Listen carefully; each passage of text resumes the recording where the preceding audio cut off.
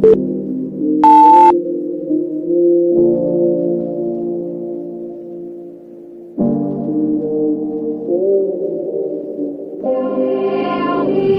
I could count on you. I thought we had a deal. I gave you all I had. Put you in front of friends. It was me and you. For it was one of them. I introduced you to them. I should have seen it then.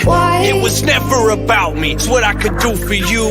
What you could get about me. Who I could introduce you to. I knew the truth. Still there was nothing I would do for you. A fool for you. You break my legs. Still jump through hoops for you. I thought we had a deal. I thought we had a deal. I thought we had a deal. I thought we had a deal. It's hard to let you go when I'm still holding on. Said I should leave you, I don't need you, should be moving on. This shit is stupid hard, and I ain't ready for it. Said I should leave you, I don't need you, I ain't ready for it. They weren't there for it, no, they weren't there, were they? They weren't there when she despaired to have her prayers working. She wanted to die daily, and I was 9 maybe. I'm on the couch with mom, talking about don't cry, baby. We'll be alright, baby. Yeah, we gon' make it through. I'm scared to death inside, but I know I can't let it through. I ain't know where to turn, I didn't know what to do. You gave me hope when there was none. I owe my life to you. I thought we had a deal. Leave me not ready to let you go. Let you go. I'm begging, don't leave me. Take anything you want, everything if you want it. You gave my life purpose before it had any. You gave me courage when I didn't have any. We were the best of friends before I had any. I gave you all I had. You turned your back to me. You set a trap for me. I never seen it coming. You had me blind to if I didn't want to feel you numb it. You left my life a wreck, and I hate you for it. I'm still in love with you, and I hate you for it. Welcome. Happy Valentine's Day, everybody. Welcome to St. John Live on this Monday night. We are back, feeling better. Glad to be back. My name is Mike St. John. I am in long-term recovery. My sobriety date's June the 1st, 2016. Grateful to be here. Grateful to have everybody back, man. We got 32 in here. Welcome. I want to give a shout out here to my page sponsor, One Stop Phone Shop out of London, Kentucky, 606-657-2750. Josh, Maxie, and Daryl Hudson up beside Walmart right there in London, Kentucky. If y'all don't care, man, let's hit that share button. Let's get this out to the groups. If you got a family member struggling, tag them in the comments. Send it to them in a private message. Whatever you need to do to get the message out there, man. If you don't care, post your sobriety clean dates. Let us know where you're watching from. I'm going to hit mine up real quick. Oh, Richmond, Kentucky, huh? Show out them one time. But yeah, let us know clean and sober dates, man. Don't matter what fellowship you're from. We talk about drugs, alcohol. We talk about problems. We talk about life. We talk about Valentine's Day, huh? Valentine's Day, and we live on here. It's just awesome to be clean and sober, man. I can remember back in the day, many, many years ago, man, I hated holidays. I didn't look forward to them, man. And, I love drugs. I love the alcohol. I love putting a needle in my arm, and that's what I live for. And today, it's a different story. Only by the grace of God, we have a solution today. And, we're here. But, yeah, I'm grateful to be here, man. And I'm going to get in these comments here and give a shout-out before we get started here. I appreciate all my supporters that's in here every Monday night. Sorry I didn't go live last Monday night. Actually, I was out of town getting things ready for this event coming up. Josh Jenkins, welcome. I love you, man. My wife, Marie St. John, in the other room doing notes. Tyler Vance, welcome. Lisa Marie, welcome out of Indiana. Brittany Clemens out of, Indiana, welcome. Matthew Hubbard, if you're from the Hope Center, hashtag Hope Center. If you're from Isaiah House, hashtag Isaiah House. If you're from ARC, hashtag ARC. Whatever facility you got ties to, let's get them in here, man. That's a good thing about my platform. I'm not tied to anybody. My wife, Pamela Marie St. John, is the boss behind St. John. I'm just a voice in the face. And you know what I'm saying? Just grateful to be able to do what I do. Matthew Hubbard had a birthday today. Everybody wish him happy birthday. He is actually he works with me at work. And I've watched this guy, man, transition into the man he is today, man. And he's giving back. He's stuck around and takes suggestions. And today, you know, he's my right hand man. And it's like Starsky and Hutch. You hear me? Huh? Proud of you, man. David McCulley, welcome from London, Kentucky. Mark Sanford, welcome. Bev Stamper from London, welcome. Melanie Vincent, welcome. Let's see, who else? Travis Wilder, I love you, man. I hope you get to feeling better, man. Y'all throw some prayers up for Travis Wilder. Me and him go back, and he's kind of having a rough time right now. But it does get better, Travis. Once you get this behind you, you never, ever, ever, ever got to feel this way again, bub. I love you, and I'm going to send out prayers for you tonight, man. Don't give up. It gets better. Let's see who else we got. Christopher Michael, happy sober gang, Valentine's Day, St. John. I love you, man. Hey, Brady Stark, 9/20/20. Love you, man. Proud of you, dude, for real. Josh Jenkins, 3/17/20. Mark Sanford, August 25th, 2019. Let's see, we got Melanie Vincent from Elizabethtown. Matthew Hubbard, 8/31/20. Christina Smallwood, 8/18/20. Best clean Valentine Day yet. Yes, it gets better, I promise. Stick and stay, don't run. It gets a lot better. Ashley Beatty from Hendersonville, 10/1/18. Ashley McCarty, my people's, July 20th, 2013. Oh, Richmond, Kentucky, the old Madison County finest, huh? Stephen McFadden, actually from London, but he's in Lexington, 2/26/21. I'm proud of you, man. You know, I look at your Facebook post.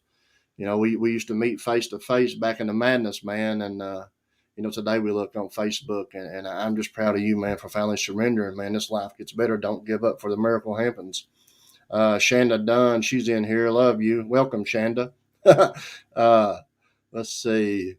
Alicia Reyes, happy birthday, Matthew. Hayden Willoughby, my man, Hayden, proud of you, man. Georgetown, Kentucky, the most dangerous city in America. Oh, my God. Hayden's ate too much cake tonight for Valentine's Day. He's on one, ain't he, huh? Shanda Dunn, 6/28/18, Lexington, Kentucky. Jamie Luster, 8/21/18. Robert Martin, 4/21/20. Hey, that's my man, Robert Martin. Yes, sir. Proud of you, man. Tyler Vance is from P&M Promises Sober Living. Listen, y'all want to, put your information up here for your sober living, your treatment facility, names, numbers, addresses, whatever in the comments, man. Put them in here. Y'all free to do that. Somebody might run across these and, let's see, tuning in from Michigan, pronounced Olivia. But yeah, listen, I can never say your name. Every Monday night, I run across your name and anxiety comes up. Like, how do I pronounce his name? Olivia Reyes. Is that right? If it's not, I'm sorry. Work with me. Daniel, I can't say that last name. Good to see you again, Daniel from Campbellsville. Matt Corson from Moorhead. I love you, man. Welcome. Hayden Willoughby. Shout out, dog. Love you. I love you, man. Pam Villager, Washington State. James Burchett. But yeah, listen, guys. Hit that share button, man. Let's get this out, and we're going to get this party started, man. Our guest we got tonight, let's see, Eastern Care Home, Elizabethtown, Kentucky. Feel free to text me. All right, then. Get them resources popping. But our guest we got tonight, I've known her on Facebook for a long, long time. And, I watch people. And I make sure your audio matches your video. And, a lot of people get on here and they talk, the good talk. But, if you come on my platform, you're the real deal. And your audio does match your video. So I reach out to her, or she might have reached out to me, to come inside the jail program I got here in Madison County. And I'm like, well, sure, because she works for the Isaiah House, and that's the real treatment facility over there. And I heard her story that night. I brought her in to speak to the female inmates, and she has got a powerful story, man. And if you don't believe, I'm not saying you got to believe in anything, man. But I'm just saying 5.5 years ago, I was lost. I didn't believe in nothing but the dope going in my body.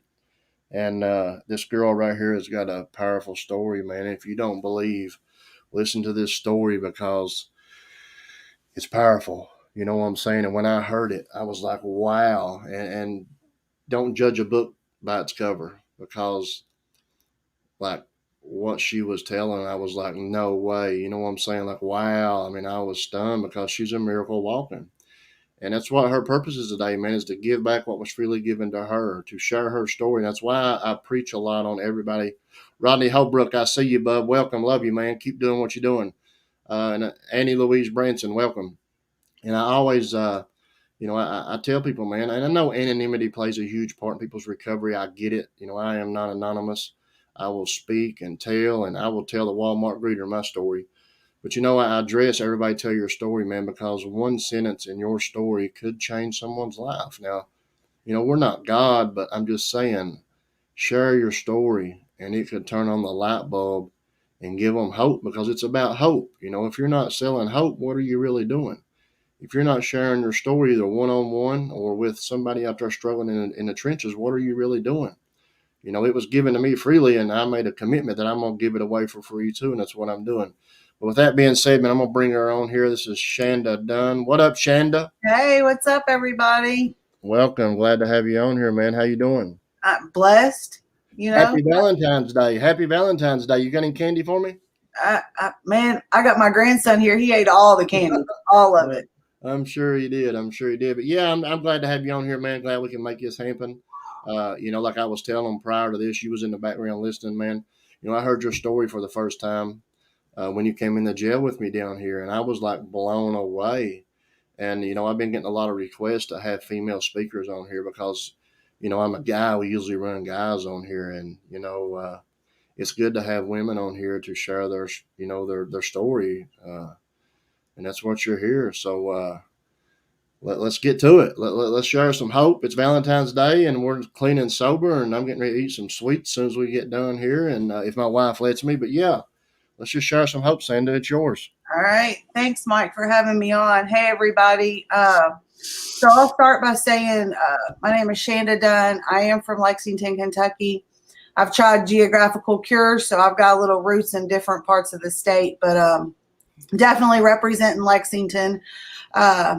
My sobriety date is 6/28/18, and for that, I'm forever grateful. I don't ever want to forget that date, but I don't ever like to get too caught up on that date because it's not the quality, it's the quantity. There's been different times throughout my life that I have had some lengths of sobriety, and I would get real caught up on that length of sobriety and not take the steps seriously and not take God seriously, and every time I relapsed. And so I did make a promise to myself this time that I wasn't going to get caught up on them days, that I was going to get caught up in what I was doing in them days. And that's why I like to share my story with people, is because, like, for real, like, I have to recover out loud because I'm sober today because somebody else was loud about their recovery. You know what I mean? If I'm quiet, other people are quiet, and then people's dying silently. So I can't be a walking testimony if I'm just sitting around being quiet about stuff. So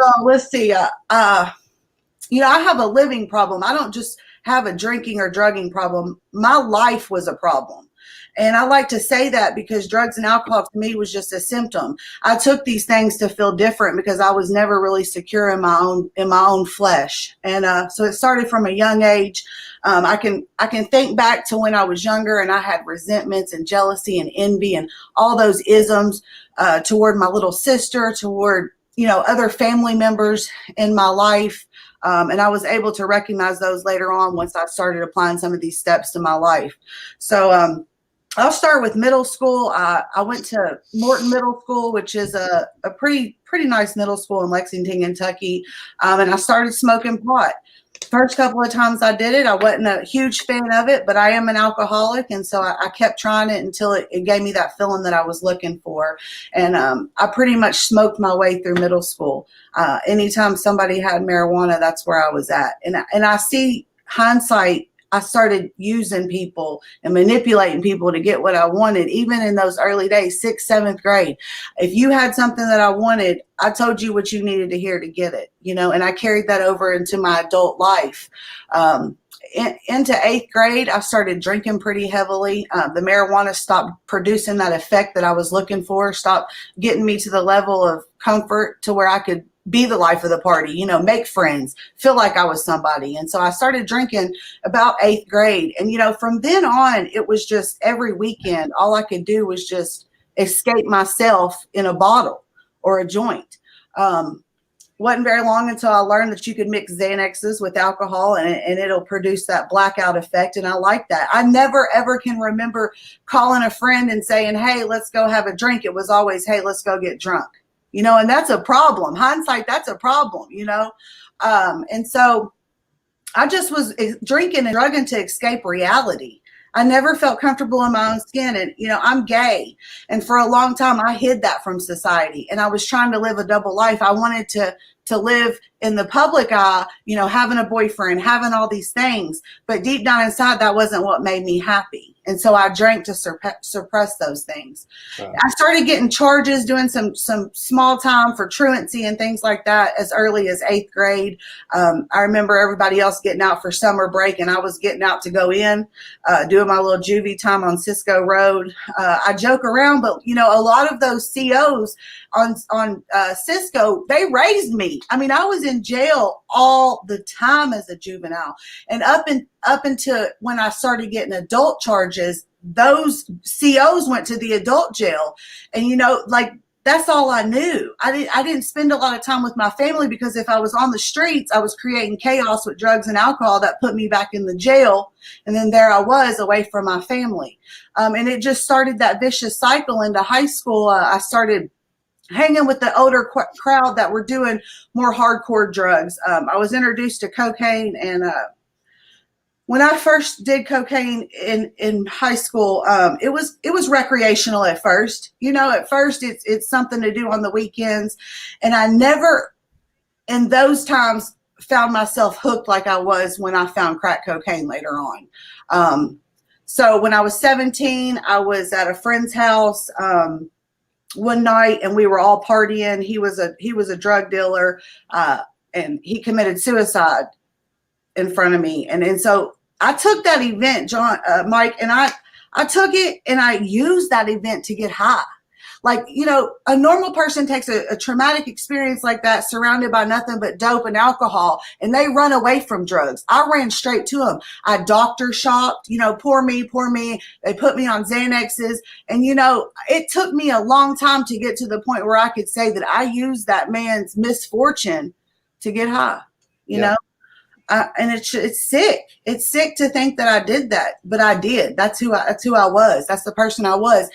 And so I dropped out of high school and went to Job Corps in Frenchburg, and was there long enough to, by the grace of God, get my GED, because I didn't stop doing nothing. I was still using drugs on the weekend, going home, still smoking weed. They told me when I got there, if you cannot produce a clean drug screen within 30 days, you got to go. In that 30 days, I got my GED, and on that 30th day, I had to go because I would not quit using. I couldn't. And that's my pattern. Like, no matter what God blesses me with, what opportunities he gave me throughout life, I chose drugs and alcohol because I ran on self for so long. So I get out of Job Corps, I come back, and I meet a guy who I think is the love of my life. I'm at McDonald's on Limestone, and we're on campus, and I think he's in college. He lives with all these guys. He lives in a fraternity. And about a week later, I realized that it was definitely a halfway house. He was at the shepherd's house. And I mean, I didn't care. We got together, and we do what we do. We made babies, you know, we barely knew each other. And so I find out I'm pregnant with my first daughter, Alyssa, when I'm 18. And, you know, I've had a little bit of charges up to this point. Haven't had any stints in treatment just yet. Nobody had raised my bottom for me. You know, I was still being enabled. Mom paying bills, grandma paying bills, dad doing what he was doing, buying cars, all that stuff. So I hadn't suffered a whole lot of consequences. So I'm pregnant with this baby. And in my mind, that's going to change everything. You know, I'm not going to drink and drug when this baby comes. So, I have Alyssa. She comes home. She's 6 weeks old. And I realized that my baby's dad's doing real weird stuff. He's disappearing for a long time. Money's missing. And so I finally asked him, and he told me what was going on. And I said, fuck it. I mean, I hit that button, and I tried it too. And, you know, all that love I thought I felt when I looked in that baby's eyes, all that love I thought I felt when my mom and dad would show up to events when I was a kid and stuff, went out the window. I had fell in love with dope from day one. As soon as I got that crack cocaine, I fell in love, and I chased that love. I was obsessed with it for so many years. And so I start getting some bigger charges at this point in time. I start writing checks. I'm a check writer. I write checks. Checks, you know, past checks. I do whatever with checks. That was my thing until these last set of charges. And so I just start going all over Kentucky writing checks, and they leave paper trails, you know. Nothing else did matter, Christy. Only thing that mattered was that next one, you know, and me and my baby's dad were like Bonnie and Clyde. We wrote it out together. And, you know, I thought I was living my best life. Like, I thought in the depths of that madness, going from post to pillar and never knowing what was going to happen the next day was the best that I had in life. You know, I didn't know no better. I didn't know any better. And so we ran for the first probably year of Alyssa's life and drug her around in that madness with us until my parents did step up and say, you can't do this, we can, and we're going to take her. And for a long time, I was angry at my parents. You know, I would say they took my kids, and I use that to get high because it's never me. It's always somebody else, you know, Mike. So I used for any reason. You gave me a reason, I used it to use. And so, you know, it was poor me. My parents took my kids, and, you know, by the grace of God today, I can look at it and see that my parents stepped up and did for me what I wouldn't do for myself. It had nothing to do with I wouldn't do it. I drugged that baby around from dope house to dope house, doing what I did with no regard for her. And they saved her life by stepping up and stepping in. And so they took Alyssa with them next couple of years, you know, chasing the dope, in and out of jails for them check charges. I get pregnant with my second child, Brianna, out in the madness. And, you know, I like to share this because it is my story, and I know other people can relate, but it's not everybody's story. Only by the grace of God did I not get high when I was pregnant. It was like God stepped in when I produced a positive pregnancy test and took that from me. He either locked me up or locked me down every time I've been pregnant, and I have not used. Thank God. And so I get pregnant with Brianna, and some of the check charges creep up, and I end up in jail pregnant. And so, of course, you know, I'm a manipulator, and I use the baby. I was pregnant, so people had sympathy on me. So I go in front of the judge, you know, and I said, you know, I'm pregnant. I'm 5 months pregnant. I need to get out of here. There's this place called the Chrysalis House. Can I please go to it? And this was back in 2004, when it wasn't like a 5,000 year waiting list to get in the Chrysalis House. Like, it was, you could call them and they'd be like, okay, come next week. Right. And so I went into the Chrysalis House and went into premature labor with my middle child at 22 weeks. I went to the hospital, and they ended up being able to save her life by doing some medical stuff. But I was on bed rest the rest of that pregnancy. And so I was medically discharged, and I went home and stayed at my parents' house until I had Brianna. She was 16 days old. I went out, and that disease crept in and said, Shanda, you ain't done nothing for a long time. You could probably go to the bar and have a drink. Because, see, my disease never, ever tells me I can successfully smoke crack. It don't. I have never relapsed all the times that I've relapsed because I thought I could probably just go to the crack house one time. My mind tells me you can smoke a joint. My disease tells me you can have a beer. It's legal. Step over to the nearest bar and get you one. You can probably control it this time. And so that's what I did, and I was off and running, and I left Brianna at 16 days old with my parents. And so now here I am, mid-20s, my parents raising both of my children. I don't have a house. I don't have a car. I don't have any self-respect. Nobody wants me around. People are barely answering their phones. I have those fair weather friends that the big book talks about. And I'm in a delusion that I'm living my best life, you know? Yeah. And it was just hindsight. I look back and it's just crazy. And so I go on for a little while in and out of jail, still just petty charges. And you know, at the time I was glad I'd go in, do 30, 60, 90 days, maybe 6 months, and I'd get out.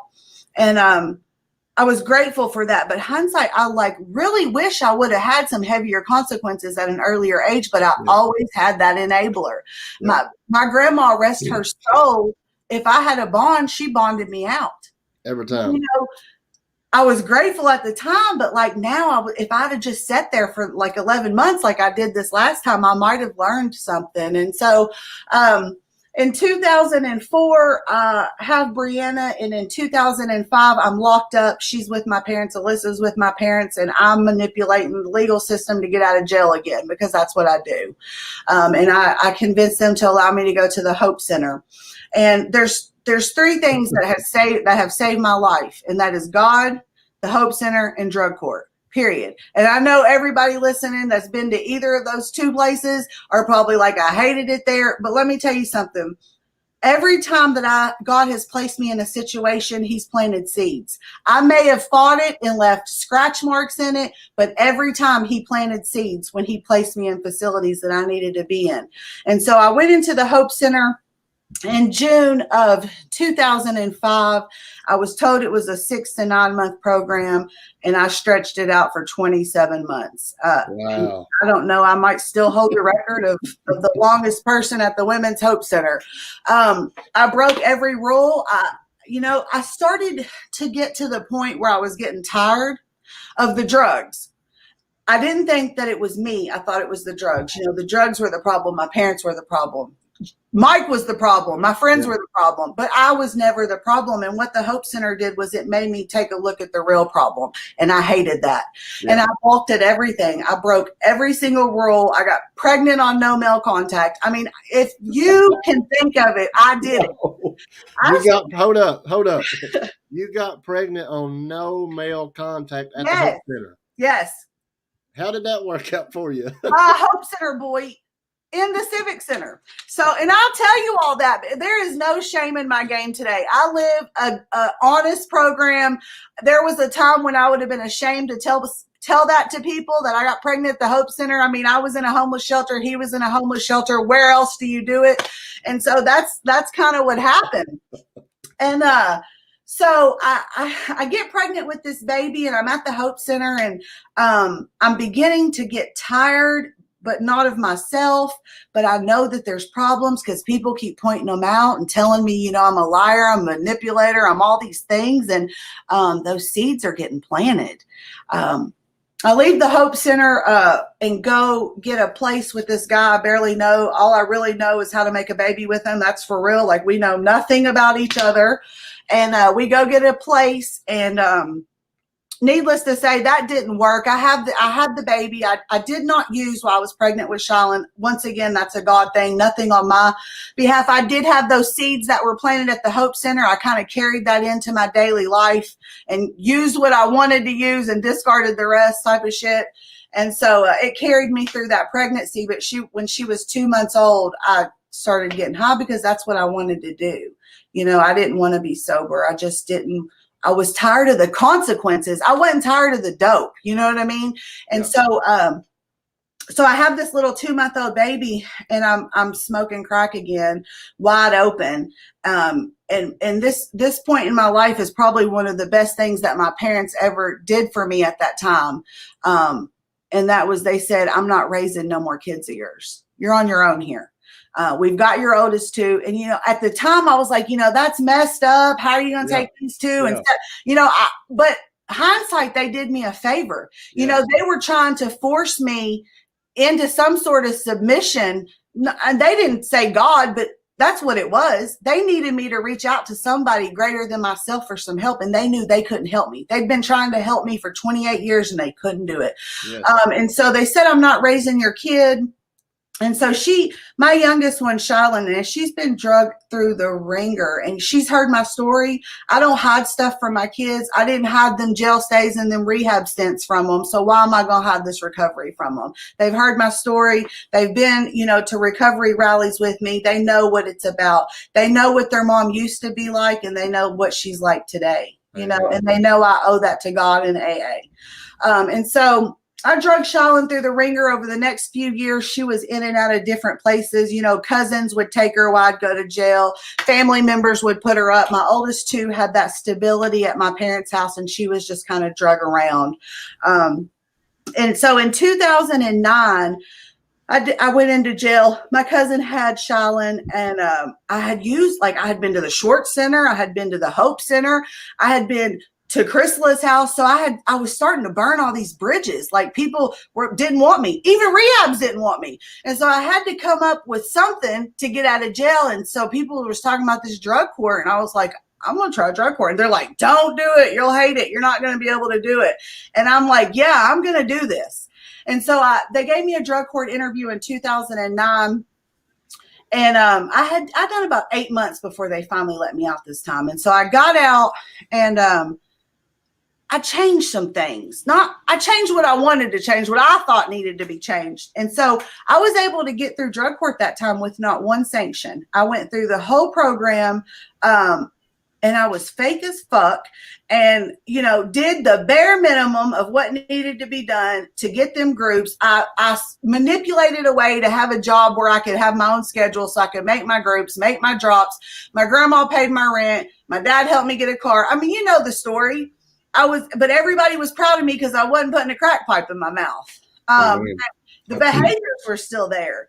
And so I slid through drug court in about 2 weeks before graduation. I graduated on January 20th of 2012. About two weeks before drug court, I seen my dope dealer at the store, and I planted that relapse. I mean, it was right there. I said, I graduate on January 20th, have me some dope, I'm over there. And that's what I did. My whole family showed up to graduation, gave this nice little shiny speech, thank everybody for being there for me. They wanted to take me out to dinner, and I wanted to go to the crack house. And so that's where I was. There I was, and it was just, it went on for a while, Mike, and it's the same story. It's the same story. But something happened. I was living in my parents' basement, and I was down there, and I was just doing the most, and I knew they knew it was cold outside, and they didn't want me there. Have you ever been somewhere where you're not wanted? Yeah. You stay there anyway. It's a horrible feeling. Yes. So I knew that. Like, I knew my parents loved me. I knew they wanted me to be a part of my kids' life, but I knew they was tired of raising my kids, and I knew they didn't want me there. And so I have this epiphany that I need to go to treatment. So I reach out to somebody that I went through the Hope Center with, and she let me come to the program. I got there. I had some warrants. They arrested me. That didn't work out. That was in Henderson, Kentucky. And, all these things at the time I was very resentful for. In hindsight, it was just stepping stones to save my life. I ended up going to Brighton. And what happened at Brighton was there was a girl that I had grew up with, and we had started the madness together. And I had heard all this time, you got to trust somebody. You got to do this. You got to do this. Trust the process. Trust God, clean house, help others. All these sayings that I had been planted, started going into my mind. And so I go to this place in Florence called Brighton. And there was a girl up there that I had started the madness with. And I remembered how far down the scale she had went. Like, we was doing the shit together in 6th grade. We was out smoking weed and skipping school. And I saw her, and she had a glow about her. And she had this like aside from having her kids and having a relationship and being in a relationship with her family, she had all these other things, a job she'd had for a while. And so I reached out to her. She had completed this same program, and I reached out to her and I said, will you sponsor me? And she agreed to. And when she agreed to sponsor me, I trusted her, because hell, half my 4th and 5th step I'd done with her, so I was able to sit down and get honest with her and do a thorough. So we started at step 1. She said, I'm your friend, but I'm your sponsor first. I'm here to help you stay sober. And we had those boundaries established early on. And so she took me through step 1 and step 2 and step 3, and we got to that 4th step, and I kind of balked at it. I had been around the check boxes, but never really done a long form. And so I sat down and did those things, and then I shared it with her. I took her hostage in a library for about 5 hours and shared my shared my honesty with her, and I had to get honest about a lot of stuff. Like, I blamed a lot of stuff on my youngest kid's dad, like, because early on when she was young, like he kidnapped her, and then I kept her from him. And so I had to take a look at my part in that stuff, and that hurt. Like, I had harmed my daughter by keeping her from her dad, trying to get back at him, you know, and I harmed her. And so I had to take a look at those things. And later on, I had to try to figure out how I could make an amends for him. And so we went on through the steps, and we got to the 8th and the 9th step, and things were changing for me. And so we got to this 9th step, and I'm like ready to go out and apologize to the world. And she had to tell me that's not what we do. And she said, you have to make these amends or you're going to drink. And I said, I don't have $60,000. Like, if you're telling me that I'm going to have to pay this money or I'm going to get drunk, I might as well go get a bottle. Like, I can't pay that. And, you know, she just told me, I want you to do what's in front of you. And when it's time, God will present the rest. And that's kind of what I did. I'd like to say that I completed Brighton. I did not. I left before completion. And I went home because that disease told me I had this. I'd done what y'all told me to do. I'd done these steps, you know, so I probably was cured. And so I went home, and what that stint did for me is it gave me the courage to come out of the closet. And so I left Brighton, and I got into my first relationship with a girl, and I didn't hide it. I was being myself. My picker was still broke, so I chose another addict who was an active addiction, and it didn't end well. But I mean, I was at least living semi-free. And so I get with this relationship. She didn't have the same drug of choice as mine, so of course I thought I was safe. I wasn't. And so the week before June 28th of 2018, I relapsed, and in that week I spent about $7,000. Because when I go big, you know, I go hard. I got to be locked up or locked down. That's just my story. And so June 28th of 18, I left the house. I army crawled out of my parents' house because they had put locks and security on every window. Like, normal people like try to keep people out. They tried to keep me in. So they had it locked down like Fort Knox. And I found one window on a second story, leave it to an addict, that didn't have one of the buzzers. And I literally, like, it was ninja. That's all I can say. Like, my daughter's a cheerleader, and she watched me from the top, and she said, Mom, that was some ninja shit. I don't even know if I could do it. But I had that dope on the brain, so I was like, you know, going through anything. And so I get out the window, and I get on the deck, and I get out the backyard, and I go to get my dope. And I had left Brighton on probation, so I knew I had some warrants out there, and I was in East End clucking around trying to get some dope. And the cop got behind me for suspicious activity, and he pulled me over. I used my sister's information. By this time, there was 4 other cops that had pulled up to the scene. He went back to his car to run my stuff, and I took off. My girlfriend that I was with at the time was in the passenger seat, and she was saying, don't do it, Shanda, don't do it. And I was like, you better get out, because I'm going. I wasn't ready to go to jail. I had no shoes on or nothing. So I took off and took them on a high-speed chase around Lexington, straight down Main Street. I got away that night, but they had everything they needed. I mean, they had my license plate. They had my name. So it was just temporary freedom. I was a sitting duck, you know what I mean? And so the next morning, I was at my parents' house, and I knew they were coming. And so I watched the camera system. They came up and they got me. They rang the doorbell. I tried to run from them and stuff, but like, the thing about this arrest was, like, I kind of just was glad. Like, I was relieved. I was so tired. I mean, I looked like crap. I had sweat all over me. I'd been drinking for days. My kids were all there. And I remember them coming into the house and putting me in handcuffs in front of my children. And, you know, they all had my oldest one was just like, kept playing on her phone. Like, it wasn't nothing to her. My middle one was like, Mom, what's going on? And then my youngest one had tears in her eyes and was like, how long am I going to have to be with somebody else? You know? And I'll never forget the look on her face, just of pure horror, because she had just been drug around 7 different elementary schools, so many counties. And like that, the looks on their faces, like stayed with me through those next 10 months. And so I get arrested. I'm delusional. I go to jail. I think I'm just going to get charged with fleeing and evading. Cause when I took off, I hit the cop car. It moved into the cop standing beside the car. So there was a whole lot of other charges, and I get to jail, and they're like, you got 10 felonies. And I said, all I did was run from the cops. Like, I was delusional. And so, the next 10, let me say this, the next 10 months, it was like God was like, I exist, but let me show you my power.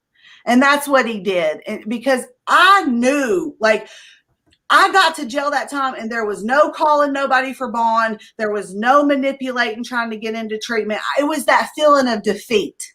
So I was forced into a situation where God met me where I was and said, I'm here. Let me show you what I can do. You fucked up your life long enough. I mean, you have no other way to go. You can't go to drug court. You can't do this. You can't do this. All my doors were closed. So I was kind of forced into that surrender.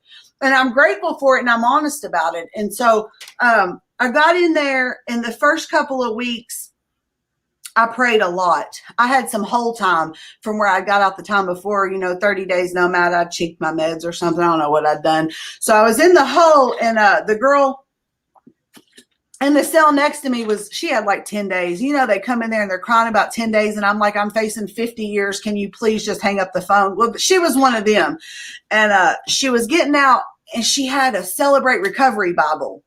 And they'll let you have a Bible in the hole in Fayette County. And so, but I had like that little bitty pocket Bible, and I couldn't see it. And I knew the Celebrate Recovery Bible had stories in it. And so I said, can I please get that book from you? And she thought about it for a minute. She said, yeah, I'll let you have it. And so she gave me that book, and I prayed every single day when I read that book for God to reveal something to me. You know what I'm saying? And I knew the 3rd step prayer, so I said that too, because I was desperate. I was thirsty for love. I was thirsty for somebody to just come in and fill my heart with some hope, because I was hopeless. I was dopeless and hopeless, and that's a fucked up place to be. You know what I mean? Yeah.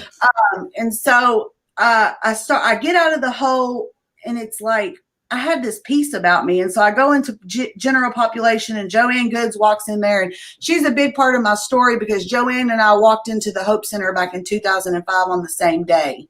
And Joanne stayed sober, and she's watched me go in and out, in and out, in and out, in and out, and always been a constant in my recovery. And so, in my journey. And so she walks into the jail to do a assessment on somebody else for drug court. And I go up to her and I say, Joanne, I'm tired. Can I come back to drug court? And she said, Shanda, are you done yet? And I was. And in hindsight, she says that she heard the desperation in my voice that time, that I was serious. And I was tired. And so she said, you have to be out of drug court for 10 years in order to come back, and you've only been out for 8. I want you to go back and pray. And so I said, I've been praying. And she said, well, keep praying. And so I went back, and for the next 2 weeks, I prayed, and I didn't pray, God, get me out. Please let me get drug court. All those foxhole prayers. I didn't do that. What I prayed for was peace and serenity, and that my kids be okay, for whatever was in front of me. Because at this time I knew I was facing the 15 years for just the current charges. And in that 2 weeks, they slapped me with a PFO1. So stacked it to 25. And so Joanne came back 2 weeks later, and she's like, I don't know who you pray to. I don't know who your God is. But for some reason they changed the rules, and you only have to be out of drug court for 5 years now. And so I felt God in that moment, because like, yes, that wasn't me. That wasn't her. That wasn't the drug court staff. That was God. And so, I went back to my cell, and I just thanked God. And I can remember so many times sitting in those cells praying to God out loud. And then the people would be like, who are you talking to, Shanda? And I'd be like, God. And they'd laugh at me. And like, there were other girls going through similar situations. I was in jail on 2 different felony I was on felony probation in Campbellsville and felony probation in Fayette County, and had these 25 new years stacked on me. And so people were telling me, basically, you're crazy. You're not going nowhere. Just get settled. And I'm like, nope, my God's not finished with me. I would tell them all the time. They'd laugh at me, whatever. And so I started going to court for these charges. And, the first judge I had to go in front of was Judge Scorsoni. He was my original probation judge. I went in there. Probation and parole came in and for like 3 minutes read all the reasons why in the world they should not give me drug court again. Judge Scorsoni listened to him. They got done and he looked at him and he said, thank you all. I'm going to give her a chance. I'm serious, Mike, right now when I tell you, like, I thought I was hearing things because I had gotten 10 felonies on felony probation in this guy's court. And so we go on to the next court, which was Judge Travis's, and he had some family issues come up at the time. He couldn't be on the bench. Right. And so Judge Bunnell was on the bench. And I learned early on, like, if you're going to break the law, you need to know the law, you know? And so we went in, my lawyer said, we're going to go in front of Bunnell. You know, you're got a good chance. Scorsoni's already said yes. They typically don't go against another judge, you know, all the hype your public pretender says to you. And so I go in front of Judge Bunnell and she reads off all these things and she knows me because I've been in the legal system my whole life. And she said, you need to go to the penitentiary. You're going to the penitentiary. And I looked at her and in a brief moment, I just said, God, I know this isn't you. And I thanked her for her time. I said, Judge Bunnell, I thank you for your time, but I'm going to take my chances with my sentencing judge. Cause I knew that she wasn't my sentencing judge and that I had that option. And so I waited 2 more weeks and she told me her exact words were, Judge Travis is not going to go against what I've said, but that is your right. And so I went back to my cell and I prayed and I prayed and I prayed and I said, God, I know you have not brought me this far to let me down. I know you haven't. Amen. And I went back to court 2 weeks later in front of Travis, and Travis said, I'm going to give you a chance. I'm going to let you. He said, I don't want to see you in this courtroom for nothing. I'm going to give you this opportunity to do drug court. Stacked all odds against you. And I'm going to give you this opportunity.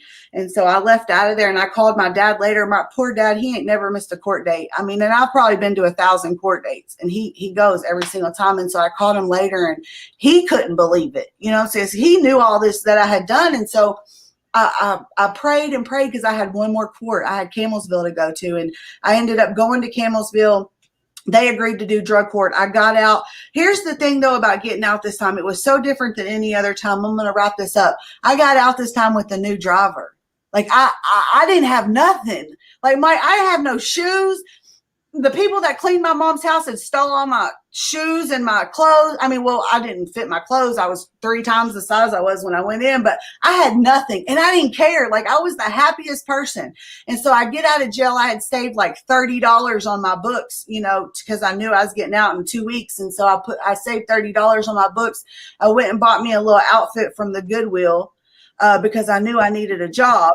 And so I got me a little Goodwill outfit.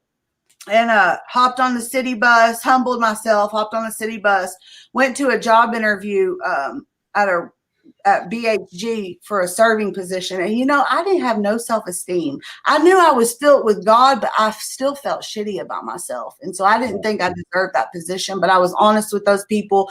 And I told them, you know, this is what you've got. I am a criminal. I'm in drug court, but I will be at work. I will come to work. And so they hired me. They took a chance on me, and I was grateful for that. And I can't sit here and tell you I'm grateful and be late to work. And so every single morning I rode the bus for 2.5 hours to be 30 minutes early to work because I was grateful to have that job. And the bus was either going to make me 5 minutes late or 30 minutes early. And I can't tell you I'm grateful and be 5 minutes late every day by choice. So I got up and rode that bus every single day.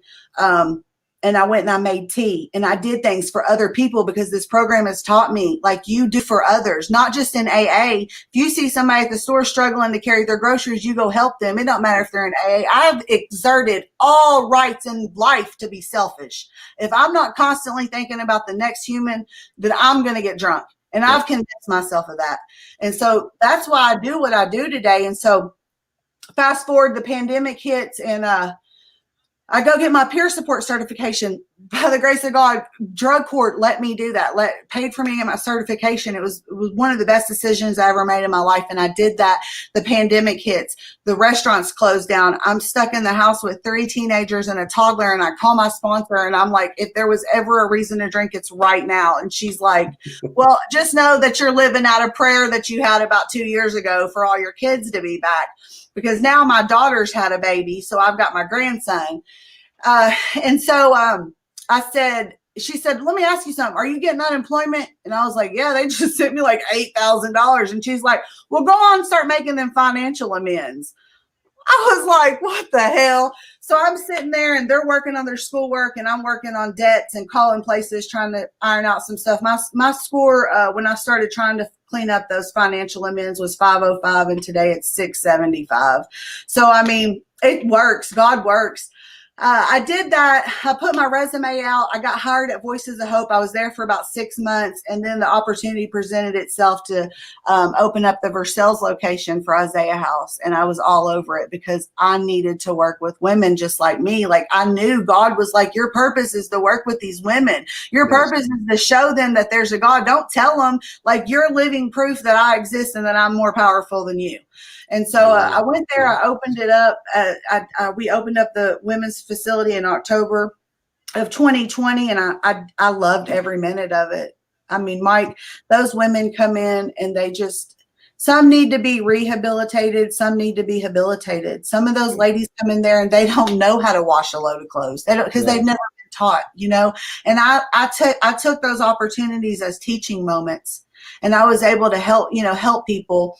Back in August, I do a lot of speaking at rallies and stuff, but they asked me if I wanted to move to public relations and marketing, and I did that. So I'm now the recovery outreach coordinator for the Isaiah House. I do work in the public relations and marketing department. You see me at a lot of rallies. You will see me at meetings because I'm not one of those that talk and don't walk. Back in March of last year, what is now my fiance and I started an AA meeting at Roaring Brook. It's called Worthy Believers. It's hybrid, so we're in person and on Zoom. We're on the meeting app, guide. You can go click a button, Zoom right in. That's Sundays at 7:30. It's a great meeting. We started with 8 people, and now there's like 60 that go. We're having to move facilities. I mean, God's good. Like, he took a junkie like me who didn't have a pot to piss in or a window to throw it out of, and he's given me everything. I used to pray to God. I'll end with this, Mike. I used to pray in that jail cell to God, please help me restore these relationships with these babies. You know, that's all I could think about was the damage that I was causing these babies.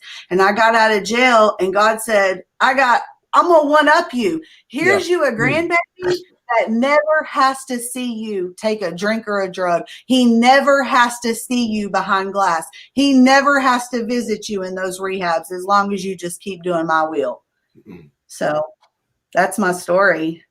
That's awesome, man. And you got a powerful story, and you're a walking miracle. And I appreciate you coming on here. The comments is on fire tonight. Anybody got any questions, send Shanda a personal message. Wow. Like, yeah, the real deal. You know what I'm saying? Keep doing what you're doing. Keep telling your story. God's not done with you. And I'm grateful to have you as a friend. I'm grateful to have you on here. I'm grateful to have you as somebody I can reach out to no matter what. Wow. Powerful. Thanks for having me. You know, I love you. I got you. Call me anytime. I appreciate it. And back to the Isaiah House at Versailles. Didn't you run into one of my buddies here the other day? Who? Remember about the Red Bull? Oh, yeah, I did. And listen, I see people, and then they come into treatment, and I see them, and I'm like, here's the blessing in what I do. People see me. Yes. And they remember me walking down 3rd Street with one shoe on and one shoe off, begging for some dope. Yep. And they see me today. Yep. And that's a hope shot for them. You know what I mean? And that is the beauty in this. Yes. And so, yes, to answer your question, it's a beautiful thing to go into these jails and see these girls and then get out. They get out and they come to treatment, and you see that glow in them. Yep. And they come up to you and they're like, hey, you gave me your number in jail, and I called, and now here I am. And I'm like, it's a miracle. Like, you're a miracle. Stay for IOP. You know what I'm saying? Don't leave till the miracle happens. Right. Well, listen, I appreciate you, man. And thank you for coming on. And I know you got your hands full. I do too here in a minute. And I'm here anytime, man. Reach out anytime. Keep doing what you're doing. I'm proud of you. Thank you. Thank you so much. All right. Y'all can hit me up on Facebook. Shanda Dunn is my name on Facebook. I'll give my phone number out to anybody. I'm here. I'll answer the phone anytime. I'll help you get where you need to be. I'm just a phone call away. I'm just a junkie for real. Amen. Amen. Well, listen, happy Valentine's Day. I love you. Thank you. Love you. Bye. See you. Bye. Yes, sir. What a powerful message, man. She's a walking miracle, you know. But that's what we do when we're drunk, wanting that next hit of dope or whatever, man. We'll do whatever to get it. And she did that, man. And she jumped out second story windows, you know. But you know, that's not her story today, man. And she gives back. She is the real deal. She is part of the Isaiah house. I refer a lot to the Isaiah house, and you know that's the awesome part about this, man. No matter what time somebody calls me needing help, treatment, whatever, I can pick my phone up and anybody's going to answer. I'm gonna get in these comments. I see Paul Pickett, I love you. Christy Boney, I appreciate you joining. Melanie Vincent, Sean McCarty, I'm proud of you, man. Hope Center, Aaron Goodwin. She is here in Lexington. Send her a private message. She can answer any of your questions. There was somebody else in here that asked a question earlier. I don't know. Let go and let God. Yes, you know, if you're in these comments, man, I appreciate y'all supporting me. Paul Pickett, 217 Hope Center. He's my right-hand man. Seth Keith, I love you. Thanks for joining. It's closing time now, but you made it, the last bit of it. But yeah, you know, we'll be back next Monday. Listen up. Mark your calendars. April the 30th, 2022, Corbin, Kentucky, the Corbin Civic Center, 1 to 6 p.m. I will be doing my first recovery rally, Hometown Hope. You know, I grew up in Corbin, Kentucky, man, and we got some powerful speakers coming. Dollar Green will be there. If y'all don't know anything about Dollar Green, he is who is over my intro music here. He is over my outro music. He just released the album Story About a Boy. It's on all music platforms. Go check him out. And the Prodigal Sons is going to be there. Daniel Melton Music out of Corbin's going to be there, man. It's going to be an awesome event. April the 30th, 2022.